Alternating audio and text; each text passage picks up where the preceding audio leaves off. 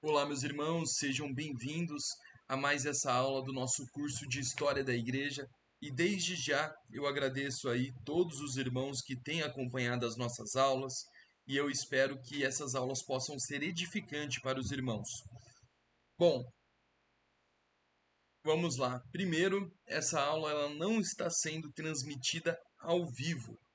Eu gravei essa aula antecipadamente e agora estou publicando ela no mesmo horário que a gente sempre publica os nossos vídeos de história da igreja, às quarta-feira, às 20 horas. Porque a minha esposa, ela tem uma programação lá no seminário com as esposas de seminaristas e neste momento da aula eu estarei levando ela para essa programação. Então, por conta disso, eu já estou aqui previamente gravando essa aula para vocês não ficarem sem conteúdo, né? Visto que nós ficamos aí um período bem pequeno sem as nossas aulas de história da igreja, já que a gente estava numa semana de feriado, carnaval, retiro. Nós da IPV estávamos no Vale Camp, né, que é o nosso acampamento, então, por conta disso, eu não pude estar aqui com os irmãos, mas hoje estaremos aqui para dar continuidade ao nosso conteúdo e mais uma vez lembrando, né, nós estamos seguindo aquela ordem que eu falei para vocês, que é a mesma que está no nosso currículo do seminário. Quando vamos tratar sobre igreja brasileira, é nessa sequência que os seminários presbiterianos geralmente abordam esse assunto. Então, eu resolvi trazer aqui para as nossas aulas de história da igreja exatamente essa mesma sequência. E dando sequência a isso, hoje falaremos sobre a Igreja Nova Vida, que é considerada aí por muitos como a igreja que deu origem ao neopentecostalismo aqui no Brasil. Então, é um assunto bastante importante, pois diz respeito aí às principais denominações que nós vemos nesse meio neopentecostal, que embora não seja o nosso, né, nós somos presbiterianos, né, não é o, o nosso viés, obviamente, ainda assim são bastante influentes, né, no nosso país, no meio evangélico brasileiro, e vira e mexe a gente tem contato com notícias, com vídeos, né, que são publicados deste meio, quer para o bem, quer para o mal. Eles estão sempre por aí e são bem ativos, né, na mídia. A gente vê aí até denominações neopentecostais sendo donas de emissoras, né, como o caso a Record, que todos sabem, né, pertence ali ao grupo da Universal. Então, nós vemos que os neopentecostais eles são bastante influentes no país e eu quero mostrar para vocês a origem, né, deste movimento aí que tem influenciado tanto no meio evangélico brasileiro. E não dá para começar a falar disso sem voltarmos para a história de vida de uma pessoa, né? O chamado Bispo Robert McAllister. Alguns devem conhecer aí do YouTube, né, que ele é bastante famoso, o Bispo Walter McAllister, que é pastor de uma igreja carismática, porém que se diz em sua teologia calvinista, né? Ele é filho do Robert McAllister, que é considerado aí na história, né, da igreja brasileira como sendo o pai do neopentecostalismo. Então, olha só que interessante, né? Na aula de hoje, nós vamos ver como que esse movimento do neopentecostalismo surgiu com a Igreja da Nova Vida. Nós vamos ver sobre a vida do bispo Robert McAllister e eu quero ainda pincelar um pouquinho, né, de como o filho dele foi se tornar alguém ali que vai aderir a algumas doutrinas reformadas e trazer mudanças drásticas dentro dessa denominação. Então vamos lá, né? Sem mais rodeios, o bispo Walter McAllister, ele nasceu em London, Ontário, no Canadá, no dia 13 de agosto de 1930. E ele morreu em Charlotte, Estados Unidos, em 13 de dezembro de 1993. E ele foi um pastor pentecostal canadense que se naturalizou brasileiro. E aqui no Brasil ele funda a Igreja Nova Vida e também a Igreja Cristã Nova Vida, que é a igreja que surgiu após a cisão. Mas antes de falarmos da história da igreja em si, vamos nos ater a algumas questões aqui da biografia, né, do bispo Robert McAllister, que está disponível, né, no site oficial deles. Bom, eles vão dizer, né, que ele veio para o Brasil com esse intuito de plantar a igreja, né? Ele chega no Rio de Janeiro e implanta uma obra de evangelização conhecida como a Cruzada de Nova Vida. E antes de entrarmos, né, no trabalho dele em si aqui no Brasil, vamos voltar um pouco no passado comigo. Bom, lá em meados de 3 de agosto de 31, nascia o Robert McAllister, em Ontário, Canadá. E ele veio de uma família que era tradicionalmente evangélica, com uma tradição já no reavivamento pentecostal, né? Lembrando, né, que o pentecostalismo ele foi um movimento aí de renovação espiritual. Ele se propôs a isso, né, esse caráter de fato ser um novo avivamento acontecendo na história da igreja. Nós, como presbiterianos, nós não consideramos o pentecostalismo como um avivamento genuíno.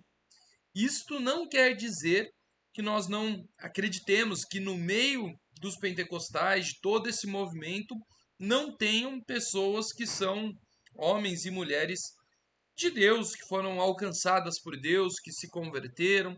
Não é isso que nós estamos falando. Nós estamos falando que o movimento, né, ali, principalmente da Rua Azusa, não é tido por nós como sendo um movimento de avivamento genuíno, pois nós cremos que um avivamento ele tem ali a sua ênfase num retorno para as escrituras, assim como foram as reformas que nós vimos na Bíblia, né? Quando nós olhamos para a história, por exemplo, do rei Josias, que ele encontra o livro da lei e ali começa um grande avivamento em Israel, por quê? Porque eles retornam ao livro, ou seja, eles retornam à palavra de Deus. Então, um avivamento ele tem ali na sua centralidade a palavra de Deus. E é isso que nós vemos nos grandes avivamentos na história da igreja.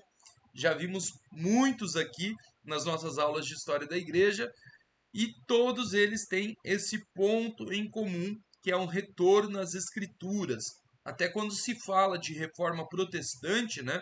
A gente volta lá para o século XVI, nós vemos que o que acontece ali, naquele avivamento, é justamente um retorno para as verdades que estão na palavra de Deus, ou seja, um retorno às escrituras.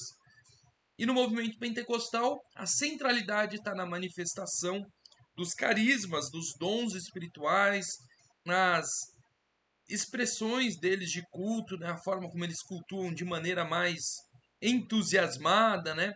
Então, tudo isso ali tem uma certa importância e a gente vê que a questão das escrituras, um retorno às escrituras, não é nem de perto uma das ênfases, né, desse movimento.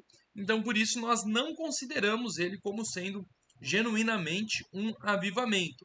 Mas, para eles aqui, para a Igreja Nova Vida, para o Robert McAllister, ele tem origem aí numa família que passou por essa experiência de reavivamento pentecostal lá em meados dos anos 30 no século passado.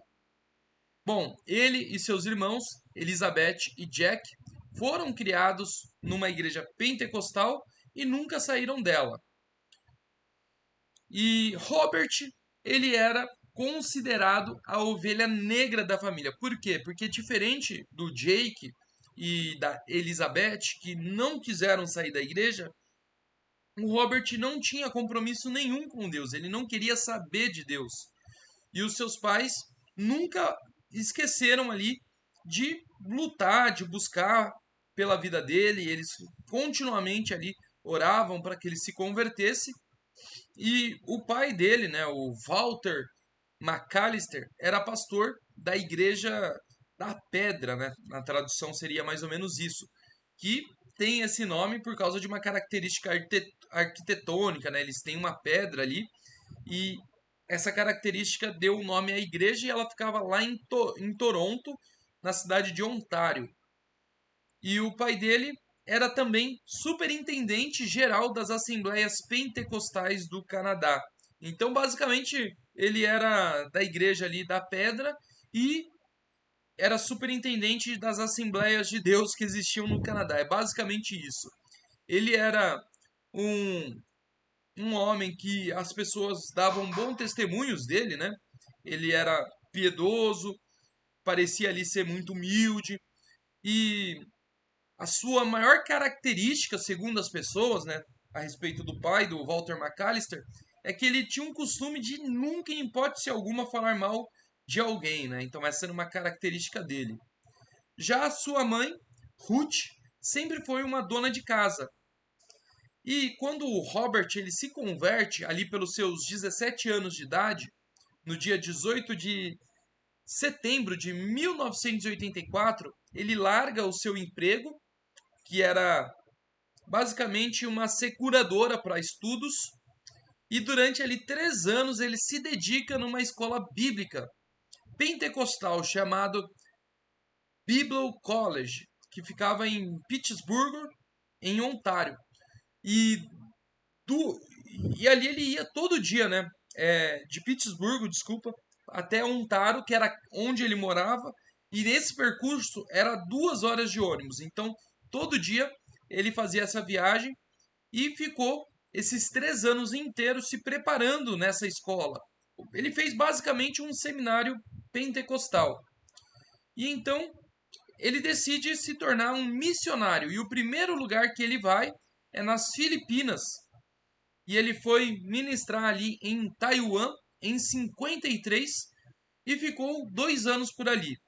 Depois disso, ele foi para Hong Kong, onde ele funda ali 2 igrejas Nova Vida, que existem até os dias de hoje e são vinculadas à Igreja Nova Vida aqui do Brasil. Em 55, ele volta para os Estados Unidos e ali ele faz uma cruzada onde ele vai conhecer uma moça chamada Charlotte. Que, e eles se conhecem ali e começam ali a tomar um café, começam a sair. E de repente, né, eles se apaixonam e os dois casam-se ali pouco tempo depois, no dia 10 de junho de 1955. Aí então, Robert, que já era missionário, já tinha uma certa rodagem, foi para as Filipinas, foi para Hong Kong, fez cruzada nos Estados Unidos. Ele foi ser missionário agora na Índia. Mas, nas vésperas da viagem, ele descobre que, como canadense, ele podia ir, mas a sua esposa, por ser americana, não podia entrar na Índia.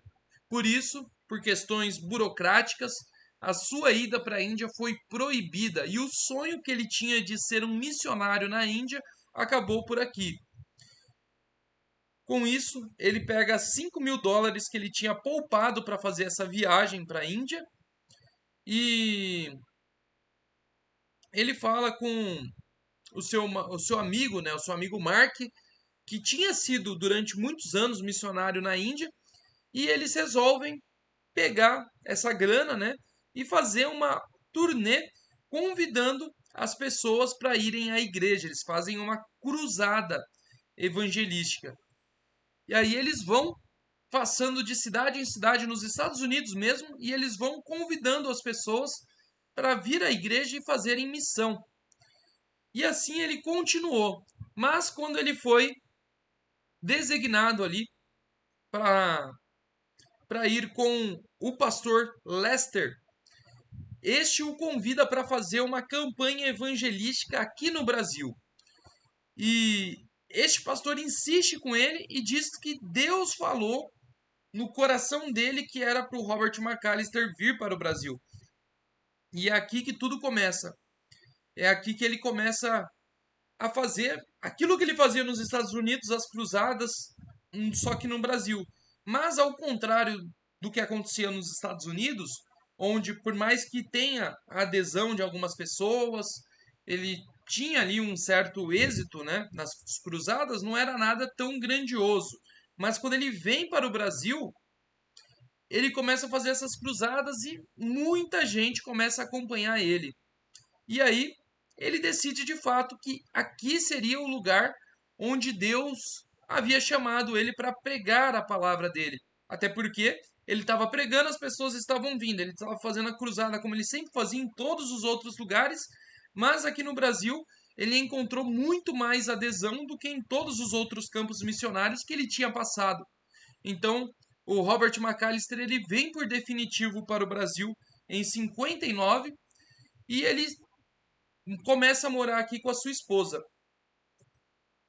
E aí ele vai ter os seus filhos, vai ter o Walter, né, que é uma homenagem para o nome do pai dele. Lembra que eu falei que o nome do pai dele é Walter McAllister?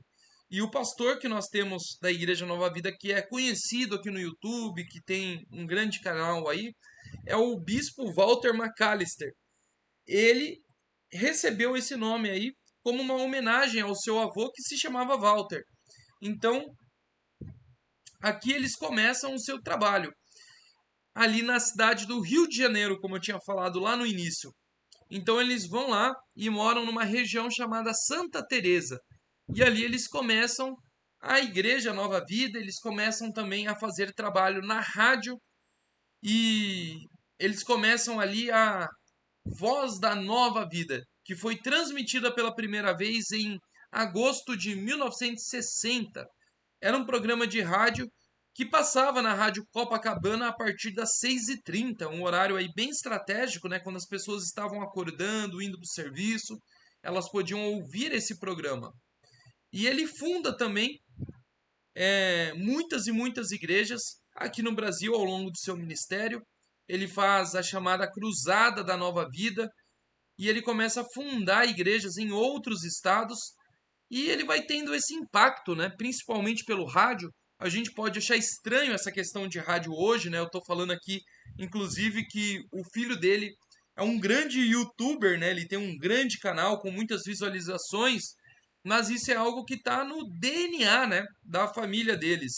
Porque o filho dele, ele sabe fazer um bom uso das mídias sociais.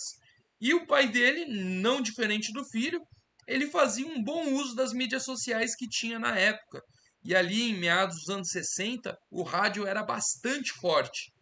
Eu ouso dizer que naquele tempo o rádio era até mais popular do que a televisão, porque a televisão poucas pessoas tinham acesso, só aqueles que tinham uma condição um pouco melhor que podiam ter uma televisão. Então, a grande maioria das pessoas estavam ali sempre com os seus ouvidos voltados para o rádio. Essa era a grande mídia do momento. E ele, vendo essa oportunidade, ele soube usar isso. E ali ele começou a alcançar todo o Brasil com a sua mensagem. E aí o Robert McAllister, ele começou a produzir mais e mais programas. Ele fez o programa Rádio Relógio, ele fez o programa Café Espiritual e tudo isso, né, foi foi contribuindo para o crescimento, né? E aí das rádios, né, passaram-se para os templos. Igrejas foram sendo abertas no Brasil inteiro e a nova vida se espalhou.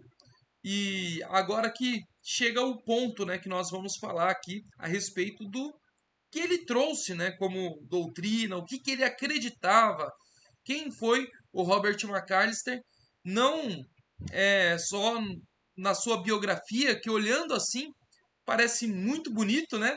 Mas o que, que ele trazia nessa mensagem que cativava tanto as pessoas?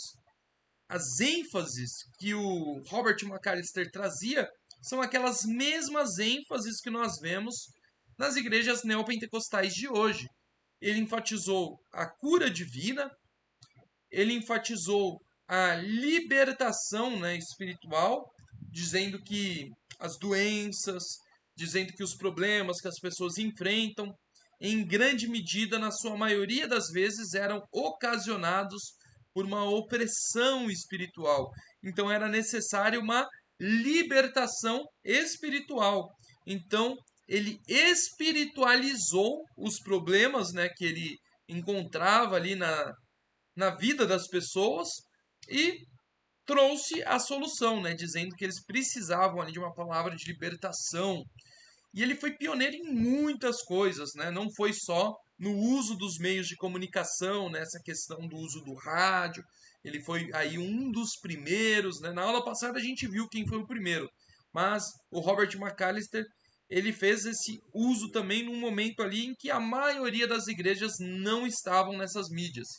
Inclusive igrejas pentecostais, por considerarem o rádio como sendo um instrumento de Satanás para entrar no lar das pessoas. Então, como na época do rádio, nem tudo que passava na programação era de bom tom para um cristão, né? Você tinha novelas nos rádios, algumas igrejas pentecostais que eram um pouco mais, digamos assim, legalistas, elas proibiam de vez, né, o uso desse meio de comunicação. Mas o Robert McAllister o utilizou e utilizou bastante. E ele foi pioneiro em muitas coisas. Sabe aquilo de o pastor tá lá no rádio ou na televisão e falar, ó, pega um copo d'água na cozinha e coloca aí em cima do seu rádio, coloca em cima da sua televisão, porque eu vou orar por essa água e quando você tomar essa água, você vai ser curado da sua doença. Bom, isso é bem parecido com o que a gente vê hoje. Se você olhar programas aí das igrejas como R.R. Soares, Edir Macedo, Valdomiro Santiago, né, que é a Igreja da Graça Universal e Mundial, você vai ver eles fazendo a mesma coisa. E quem trouxe isso para o Brasil foi o Robert McAllister. Ele foi quem abriu as portas para que o neopentecostalismo surgisse no, no meio aqui, no seio, né, da igreja brasileira. Então, ele foi o grande pioneiro do neopentecostalismo, trazendo essas ênfases. E em contrapartida, né, diferente das igrejas pentecostais clássicas, que dialogavam ali com regiões mais periféricas, com pessoas ali que estavam numa faixa ali de mais de pobreza ou classe média ali baixa. Esse pessoal das igrejas neopentecostais, eles vão conseguir comunicar ali com classe média alta, com aqueles que são mais ricos. E a gente vai ver isso impregnado na sua teologia da prosperidade, né? De que Deus ele vai prosperar a sua vida, você vai ter um bom emprego, você vai ganhar dinheiro. Então, a igreja Nova Vida, embora eles neguem, ela foi quem trouxe, né, aquilo que serviu para a chegada de todas essas doutrinas, né, esses ensinamentos no Brasil. Nós vemos que hoje, ela que passou aí por um período bem conturbado de cisma, né, porque o Robert McAllister, como eu falei, ele vai ele vai viver toda a sua vida em função disso, né, em pregar, evangelizar e fundar novas igrejas. Ele morre e a igreja fica com quem? Fica ali com a liderança que já estava em vigência ou ela será herdada pelos seus filhos? Bom, teve essa discussão e o seu filho, Walter McAllister, ele queria assumir o comando da igreja, mas se não me falha a memória, é Bispo Ortiz, que era ali um dos líderes da igreja. Podemos dizer que depois o Robert McAllister ele era o maior líder que tinha ali na igreja. Ele também queria continuar ali no comando da igreja, como ele já estava no comando da igreja ao lado do pai do Walter McAllister.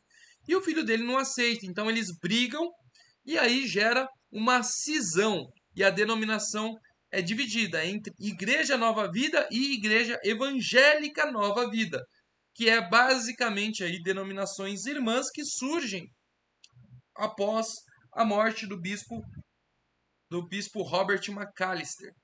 E por que eles têm esse termo de bispo, né? Qual que é a eclesiologia deles?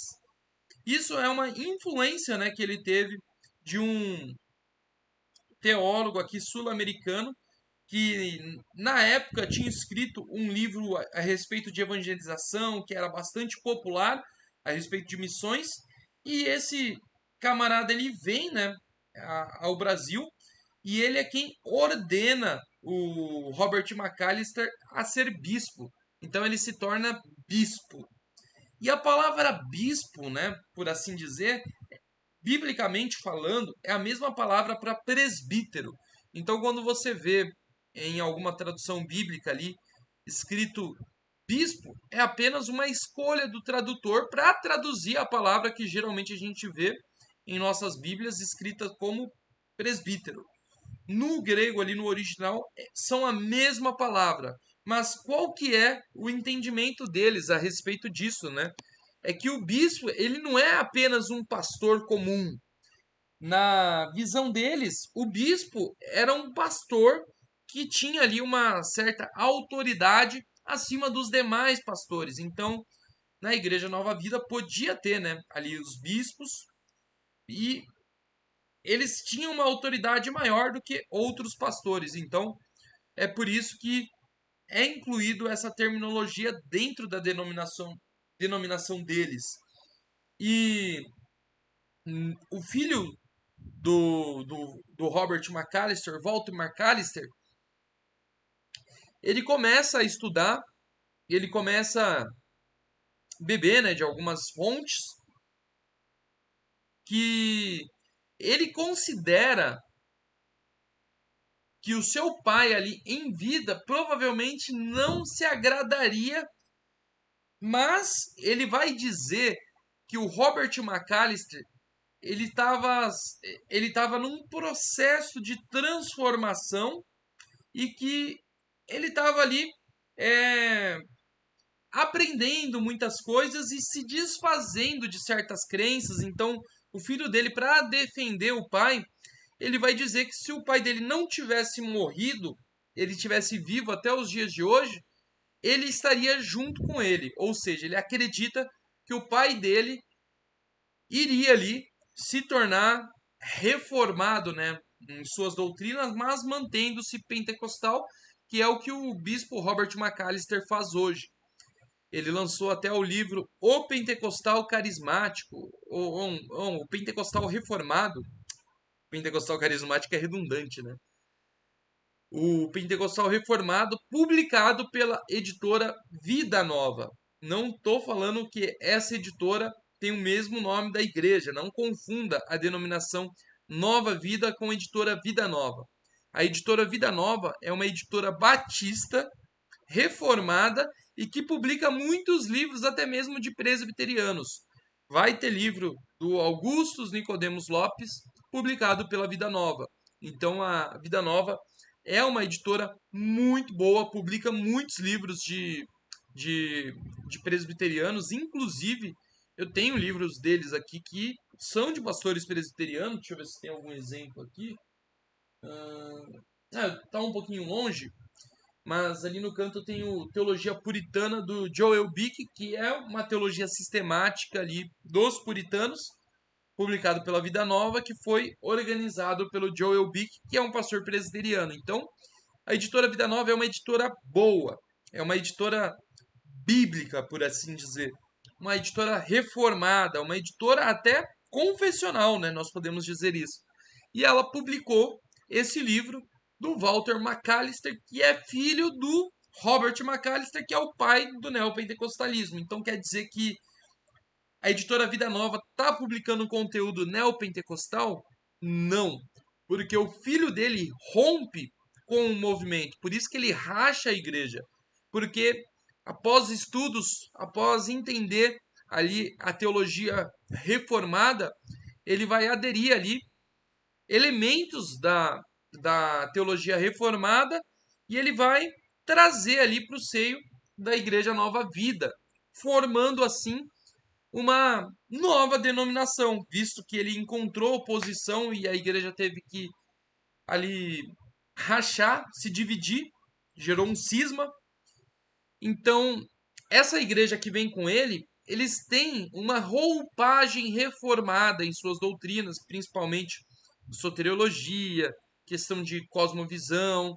Eles vão ter uma cosmovisão que é reformada, uma soteriologia que é reformada, mas mantendo ali a questão dos carismas, dos dons espirituais, como sendo pentecostal. Por isso, o título do livro dele, O Pentecostal Reformado.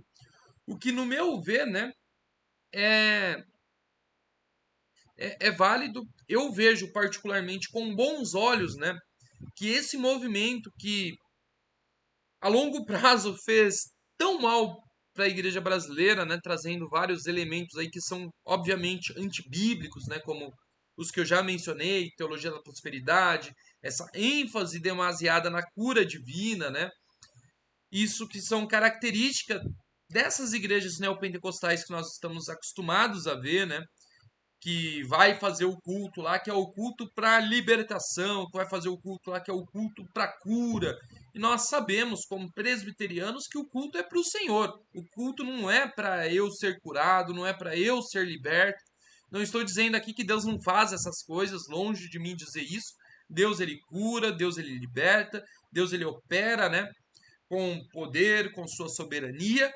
Porém, a nossa ênfase não é essa. A nossa ênfase é a pregação da palavra, é a mensagem. E quando essas outras coisas que são periféricas, elas se tornam ali algo central, isso é perigoso, né? Então, nós não compartilhamos, né, dessa ênfase do neopentecostalismo. Mas eu vejo com bons olhos quando essas pessoas que estão nesse meio resolvem se voltar para a teologia reformada e, mesmo que eles não deixem de ser pentecostal, eles entendam ali uma soteriologia mais bíblica, uma questão da soberania de Deus. Eles vão ter uma compreensão aí um pouco mais madura acerca de Deus, acerca da teologia como um todo. Então, eu, Vitor Bruno, né, seminarista Vitor, eu vejo com bons olhos essa aproximação, né? Eu não sou do time que critica o Walter Macalli, sabe que absurdo ele lançar um livro com o título Pentecostal Reformado. Eu particularmente não acredito, né, que exista pentecostalismo reformado. Ele é uma exceção, né? Porque a maioria das igrejas pentecostais elas são claramente pentecostais mesmo e não são reformadas coisíssima nenhuma. Mas eu respeito quando essas pessoas procuram ali uma teologia mais séria, uma teologia mais correta e e admitem que encontram isso na nossa teologia. Então, eu acho isso positivo, pois estamos influenciando nesse meio. Então, eu vejo isso como uma influência positiva de nós reformados nesse âmbito aí mais pentecostal, neopentecostal. E queria destacar aqui também que existe uma diferença litúrgica do neopentecostalismo para o pentecostalismo. Se você entrar numa igreja que é pentecostal, você vai ver as pessoas glorificando a Deus ali bem alto, gritando. Você vai ver as pessoas se expressando ali na hora do louvor de maneira bem mais entusiasmada. Elas vão pular, elas vão gritar, algumas vão rodar. Então tem todo aquele fuzuê, né? Aquele movimento todo. Isso é característico do pentecostalismo. No neopentecostalismo, isso não existe. Se você for numa igreja que é neopentecostal, você vai ver todas as pessoas ali sentadinhas escutando. Na hora dos cânticos, elas vão cantar, elas vão acompanhar, obviamente, ali os cânticos, mas sem muitas expressões, elas vão fechar os olhos, erguer as mãos, muito parecido com o que nós vemos nas nossas igrejas presbiterianas, em qualquer igreja tradicional. A diferença é que vai chegar um momento do culto que é o momento da libertação, né? E ali vão ter manifestações ali de possessões demoníacas e ali eles vão expulsar, em alguns lugares eles começam a entrevistar o demônio, quem você é, de onde você veio. aquela coisa toda, a gente vê naqueles programas de televisão bem fanfarrões, né? Essas experiências de possessão, e isso é bem característico do movimento neopentecostal. Então eles têm uma liturgia que é diferente, né, da liturgia pentecostal. A forma como eles se expressam ali na sua adoração é diferente. E a IPB, ela tem o posicionamento de não receber como membro, né, por transferência direta, membros de igrejas neopentecostais. Geralmente quem faz, né, esse movimento de sair de uma denominação neopentecostal para vir para uma denominação presbiteriana tem que passar por classe de catecúmeno, tem que passar por pelo batismo, né, passar ali pelo conselho, conversar e então ser batizado e aceito como membro. Então tem esse movimento na IPB, bem comum, né? Pessoas vindo desses movimentos procurar a IPB, até por esse despertar, como aconteceu na vida do Walter McAllister, de perceber, né, que certas coisas que eles fazem não tem ali uma base bíblica e a pessoa começa a estudar, começa a ver que aquilo também não tem, até que ela percebe que ela precisa encontrar ali uma igreja que esteja de acordo com a palavra de Deus e nas igrejas reformadas eles acabam encontrando isso. Então, existe um movimento muito grande de irmãos que saem dessas igrejas e vêm para as nossas igrejas, e nós devemos recebê-los com muito amor, nós devemos incluí-los, né, no seio da igreja, claro, com é, profissão de fé e batismo. A gente tem que batizá-los porque entendemos que não são igrejas ali idôneas, né? As igrejas neopentecostais, embora elas possam prestar um bom serviço social, o evangelho que é pregado ali não é o evangelho da Bíblia, né? Da palavra de Deus. São igrejas que consideramos ali geralmente como seitas, né? Nós enquadramos, inclusive decisões recentes aí do Supremo Concílio, não tão recentes, né? Citou algumas dessas denominações como Igreja Universal, então tem todo esse entendimento na IPB hoje. E essa é a história, né, da Igreja Nova Vida, do bispo Robert McAllister. Para aqueles que não conheciam, ele é aquele que influenciou, né, o Edir Macedo, o Valdomiro Santiago. A gente vai ver nas próximas aulas, quando formos tratar dessas principais denominações neopentecostais, o quanto eles beberam do Robert McAllister. Então, ele foi uma figura bem importante na história do evangelicalismo brasileiro, porque ele é o que vai fazer essa transição aí do pentecostalismo para o neopentecostalismo, o que para muitos aí vai ser uma evolução, né, do movimento pentecostal, enquanto para outros vai ser uma uma profanação, né?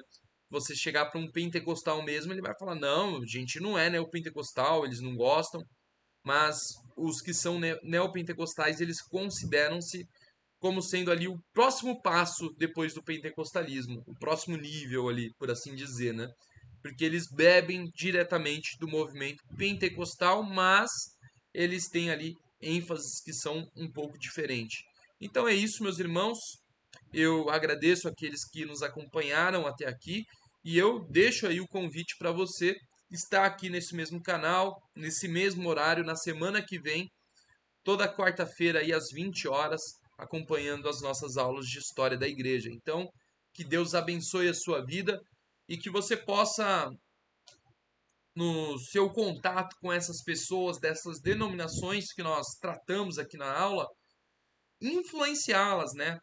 Levá-las a uma maturidade maior em sua fé, para que elas amadureçam, né? Acerca dessas questões teológicas, doutrinárias e percebam que o lugar onde elas estão não tem sido fiel à palavra de Deus.